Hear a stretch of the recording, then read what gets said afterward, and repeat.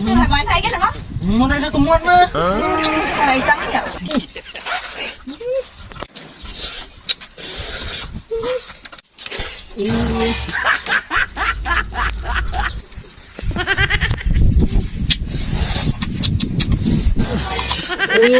Thấy chỗ này. Trong đây, trong đây. Ê. Trông.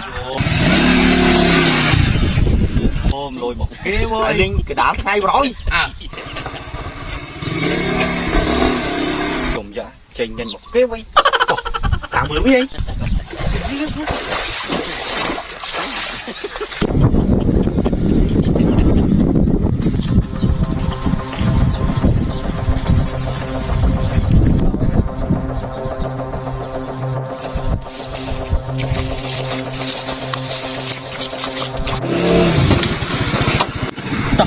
Tụi mày nói nhưng mà thấy này nó không? Ôi à tới rồi tới rồi. Cà phê đấy. Bọn anh không thấy anh đâu. Đang xây cho bọn anh mà. Làm tí. Nghe thấy. Bọn anh thấy cái nào? Món này nó cũng ngon mà. Thầy trắng vậy.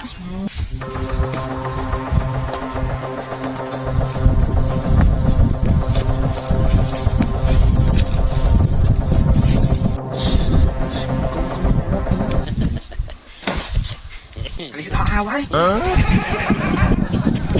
Ai, chết không. Ai tụi mưa mất. Nhìn lại tụi mưa. Chết không.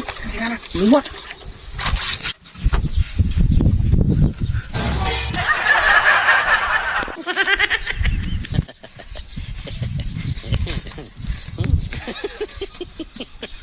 À mày tiếc á?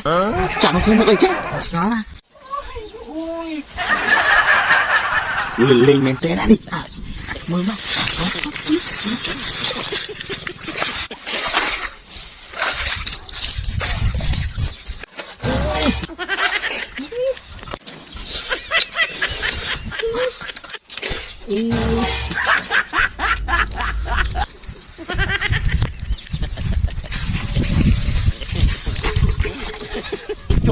Quá nó giờ mày biết đi. Anh đừng có bóng mày.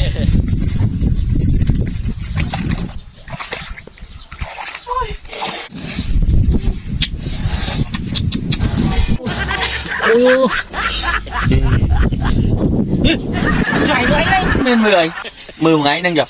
Sao mày thưa anh nữa? Nghe mà. Thì anh thưa anh cọc cho. Cọc cho chứ. Mảng một cọc cho xong. Ngô được cay anh. Mảng canh. Xuống. Còn thì học bài nhập thầu đi. Ủa anh cọc cho sao hả? Mưa mà anh cho đi cả nghe này. Cọc rồi đi. Ý anh đang ngày cọc cho mà. Khơi chứ buồn. Anh chết khó thiệt. Anh em trong mưa. Tới cái có trong mưa đấy à? À mình là bọn bách bơi đi. Bay buồn ngay vậy nào. Ngày cáo á. Ở bên trên nuôi mưa cái tiếng đấy nè. Anh bơ mưa à? Mày đã cọc cho chỗ. Anh cọc cái gì? Cọc cho đây. Anh cọc cho chỗ. Ý anh cọc cho mấy trẻ anh. Anh chọn đi cho cùi. Yên phong từ lần đấy trẻ bao anh. Mấy từ qua anh cọc cho bài đó à? Đừng cọc cho bài bọc anh ý hả? Cọc cho mô được khai cả đặc đấy à? Ý ai chim cả ngàn đi. Nuôi mưa kia hỏi to một tiếng này. Mai mà chơi phải đéo mày. Anh đang học càng thì thôi đã lùi mưa kì. Thử hai lùi mưa đấy đó. Còn